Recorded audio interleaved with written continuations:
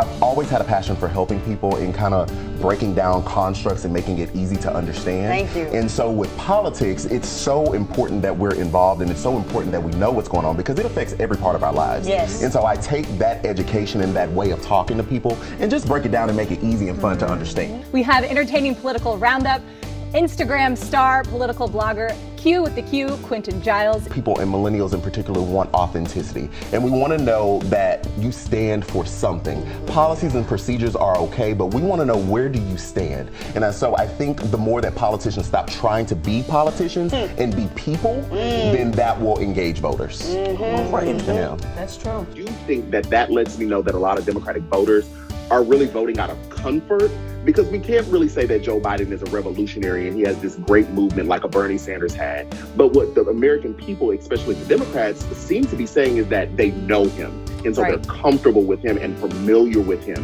And they would rather go with a familiar person rather than a Bernie Sanders to try to break the system down right now. On one hand, if the Democrat wins, I can see Trump throwing a complete fit.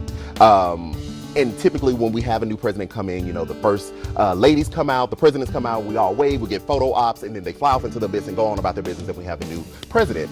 I just don't see that happening with Trump if he loses. I really see a lot of chaos and a lot of confusion, and I don't think he'll go willingly.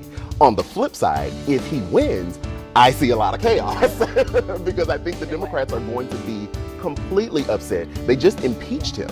And so they're saying that he is a danger to the country. So if he wins another term, that's an existential threat to them. We want it to be as fair as possible. Right. And so many people have felt as though the system is rigged against them, and I think that this plays into that narrative.